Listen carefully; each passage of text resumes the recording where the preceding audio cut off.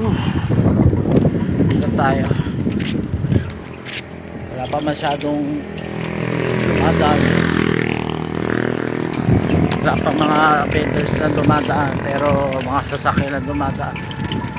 Ano lang ako kanina, naka-scooter ako. Bakit niya inangkin? Meron akong nakaaway na isang Muslim sa Kadiwa. Pahusay lang talagang mamintang. Kaso namimintang siya, wala naman siya ebidensya. Ito, balak niyang kunin to.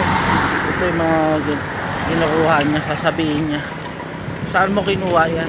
May nagtanong sa akin sa may Kadiwa, dun mismo sa may area B. Tapos ang nangyari naman, yung ginawa niya, balak niya sasabihin na ano, sa anak ko yan, kanino yan, kanino ba talaga yan. Kaya yun, kaya nangyari, gusto ko rin ulit welcome. Hapon na naman mga guys. Ngayon kasi lunes lang hapon, kaya bala ko nga bumalik ulit bukas ng Martes. Kaya ito, buwis yung ginagawa natin. Nasa highway tayo pero ang bibilis ng mga sasakyan. Kaya kailangan natin mag-ingat, keep safe, and always lagi magdadasal. Nandito ako ngayon sa may Salawag. Kailangan lagi natin tatandaan, kaya huwag kayong mga angkin. Hindi dapat sa mga tao nangaangkin, wala silang karapatan na mga angkin. Pamimintang yung ginagawa nyo at pambabastos yung ginagawa nyo.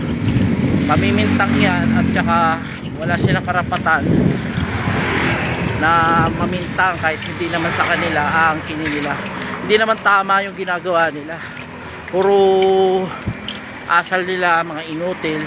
Huwag kayong ganyan. Kung sa iba yan, sabi ko sa babaeng Muslim tapos ganyan ang ugali, yung nangaangkin ng gamit na hindi naman sa kanya, di ba? Ngayon, hindi naman sa kanya, nangaangkin, wala naman siyang ebidensya. Ay dapat hindi siya ganun. Pwede ko siyang i-demand eh. Kala niya natatakot ako sa ginagawa niya, di ba? Hindi ako natatakot sa ginagawa niya. Namimintang kayo sa katarantaduhan niyo, wala naman kayo ebidensya. Tapos ganyan pa mga ugali niyo, di ba? Hindi ko naman kasi nilalahat.